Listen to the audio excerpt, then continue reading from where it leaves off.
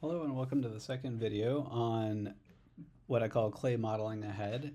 And so again, kind of looking over the overall workflow. In the first video, we created just this really basic model for our character's head. And we didn't worry too much about topology or anything like that. We're just trying to kind of create something that uses the reference where we lined it up. And we're gonna, now in this video, I'm gonna show you how to send it to Mudbox and how to send it to Zbrush, whichever program that you like. And from there, we're gonna do the majority of our sculpting. And finally, after we finish that, once we kind of finish modeling one of those programs with a high geometry mesh, we're going to import that high geometry mesh back into Maya and then use the quad draw tool to kind of work out the topology at that point. So let's go over how to send this to Mudbox first, and then we'll go over how to send it over to ZBrush. So I modeled the head and the eyes. The eyes I mirrored over, so that's just one object if you look in the outliner. So we have these two objects. And when I was modeling the eyes, I also, in the channel box layer editor under the display layers, I had R turned on so that I couldn't click on them by mistake. And so first thing I'm going to do is I'm just going to turn that off so I can select the eyes and the head. Next, I just make sure that Mudbox has been turned on in the background. And finally, what I'm going to do is I'm just going to go File, and then Send to Mudbox, and Send as a new scene. And we'll just give it a second. And this is a really normal message that comes up. And so when you're sending to ZBrush or Mudbox, there's kind of two ways that I think about how we can use their sculpting programs. We can either A, which is what we're doing, is use it to kind of basically sculpt out our character and make the main decisions and then retopologize it. Or option B is, let's say you've already sculpted your character, kind of worked it all out, and you want to do detail sculpting. And where you kind of bake your details into normal maps and get into that stuff. That's kind of option B, where you might need UVs done. So we're not really doing option B, we're doing option A, so we don't really need this to be UV'd. So I'm just going to click on and keep this mesh. And looks like the scene came in right there, and so our head came right in.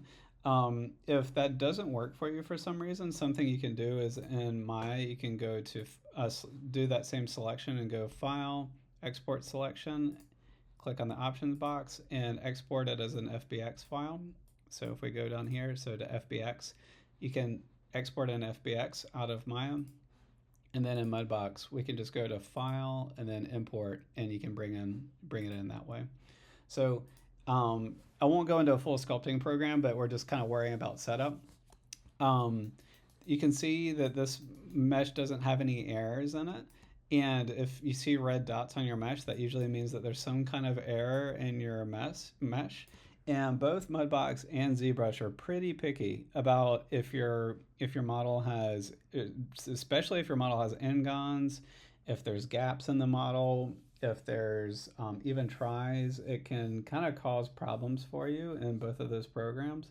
So just be wary of that. You want to make sure that your model's in good shape before you send it over. So no red dots means it's good.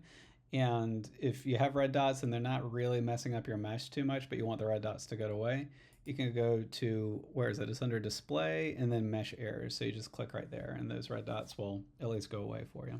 So one thing you'll notice is this Maya comes in really tiny when you bring it into Mudbox. And so the first thing that I need to do is I need to just scale this thing up. So if you look in the top right, we have sculpt and we have paint. And we're definitely sculpting here. And we also have these tabs down here. And so under object list, this is kind of like the outliner in Maya. And so if we click on both of those, so the base head and the eyes, and select them both at the same time, then go under Select and Move Tools and click on Scale. I can scale them both at the same time. So I'm just clicking on the white box and then dragging to the right. And I might need to do it just maybe 5 times or so just to kind of get this mesh up to a decent size. That's pretty good. And then I'll just move it up so that it's above the grid. And the reason that I like to do that, I think I made it a little too big just then. Maybe just scale it back down just a little bit. The reason that I like to do that is that the brushes have a hard time getting to the right size if they're much smaller than that. You can see even on this one, to get my brush kind of that size, I had to get it pretty small on the screen. You see that? So that's why you want your model just to be a little bit, a little bit big in Mudbox. And so I'm glad that just happened. The reason that it scaled crazy like that is my brush caught that green handle. So you just want to rotate a little bit and just scale that center one right there. And so from here, we are ready to go. And so if I want my model to stop being yellow, I can just click on the base material, or I can just click on the, so it's yellow because it's selected on the current subdivision level. Something we're going to need to do anyways, add subdivisions. So I believe that's Shift D. You can also go up to mesh and add a new subdivision level. And so you can see new subdivision levels are getting added right there. And so you can just, and I can go to Sculpt Tools, and I'm holding down spacebar to get my breakout menu, and we can start sculpting. I need more subdivision levels, so again, Shift D. You can see that adds a new subdivision level. You can see the subdivision levels also show up right there, and you can begin sculpting. So that's how to get started in Mudbox. I'm going to quit out of that.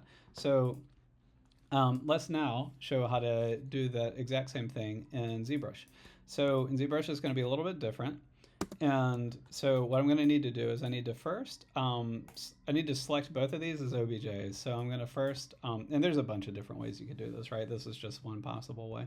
But but we're going to export these as OBJs. So I'm going to select the head, File, Export Selection, click on the options box, and make sure that OBJ is a selection there. If OBJ does not show up under this, and it should be the last one down there, or one of the last ones, if that doesn't show up for you, go to Windows, where is this? It's under Settings, Preferences, and Plugin Manager. So if OBJ doesn't show up for you, go to the Plugin Manager, and then just make sure that OBJ is turned on, and you can always just run a search for it and make sure that it's loaded up right there. So I'm going to select the head, File, and Export Selection. There it is. Options box, OBJ is great. I'm going to click on Export Selection. And I'm just going to call this head to ZBrush and export that. And then I'm going to do the same thing for the eyes. So I'm going to select the eyes. That's one object right there. And I'm just going to go File. And let's see here. Export Selection, Options box, same thing. OBJ. And I'll call this eyes to ZBrush right there. Oops. And export that. And so that was just in my scenes folder in my Maya project folder. And so here I'm just going to minimize ZBrush, oops, and hide that. And I'm going to go to Open ZBrush. And so this will just take a quick moment, and we can see my beautiful desktop right here. I'm really organized, as you can see. Okay, so that took a minute, but ZBrush is open now. And so this is kind of assuming that you've kind of know a little bit about ZBrush, but I will go over some of the fundamentals here in terms of how to get this started. So you can kind of load tools, which is a ZTL file, which is kind of your sculpts out of ZBrush. You can also save tools, but we're trying to import an OBJ instead of open a tool. So we're just going to go to Import, and there we go. And I'll import the head first. So I'll go click on that and press Open. And so if I want to bring this onto the scene, so I just do a normal left mouse click, and I can drag on my mesh. I'm holding down right now and dragging down. If I hold Shift, it'll snap it to the side. And so once I get it up to a certain size, I'm just going to let go. And so this is really important. You really need to click on this button right here. So you can press T or Edit Object, and so that kind of makes the object live. And so if I don't do that, it's just going to keep adding, new versions of it every time I click. So you need to click and drag, hold Shift, let go, and then press Edit. And so you can see it shows up as a tool down here, so that's great.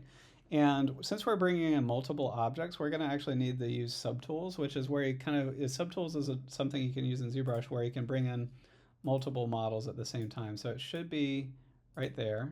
And so you can see this tool is brought in.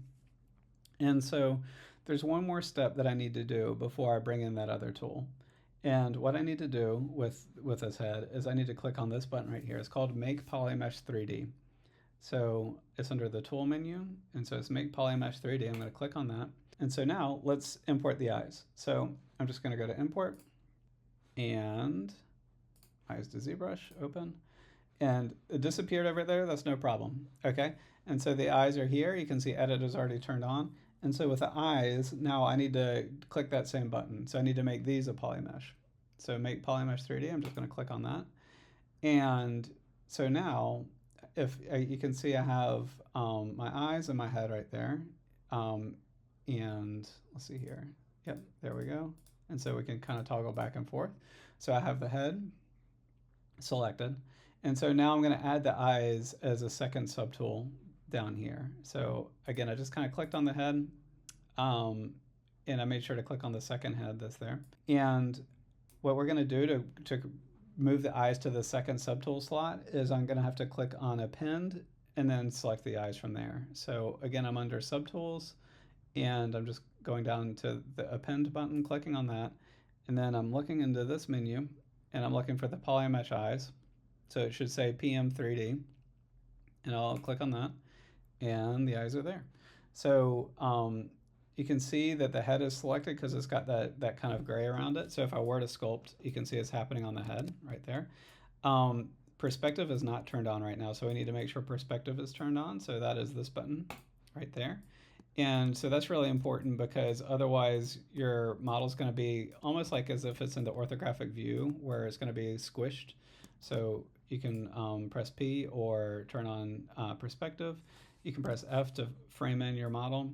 Option and clicking pans your model. Command and right click is zoom in and out. So Option or Alt pans with a normal click, then Command and right click zooms in and out right there. And then again, F frames it up. So from here, we can begin to sculpt on this. So just make sure that this subtool is selected. We don't really need to mess with the eyes too much, right? So I'm just going to click on subtool to bring that down. And then from here, I can click on geometry.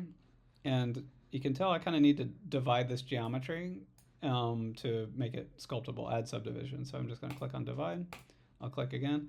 You can see I have 3 subdivision levels right now.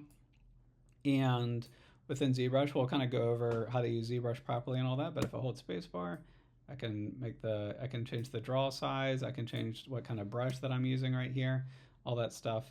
And the one last really important thing we need to turn on is if I'm sculpting, you can see symmetry is not turned on right now. And so I need to turn symmetry on. I can either press X, as in Xerox, to do that, or I can go to transform and then activate symmetry right there. And you can see I can change which direction it's mirroring right there. And so I have my mouse, I don't have my tablet right now, so I can't really sculpt accurately, but you can see that we can sculpt with symmetry on right there, and we can get started modeling our mesh.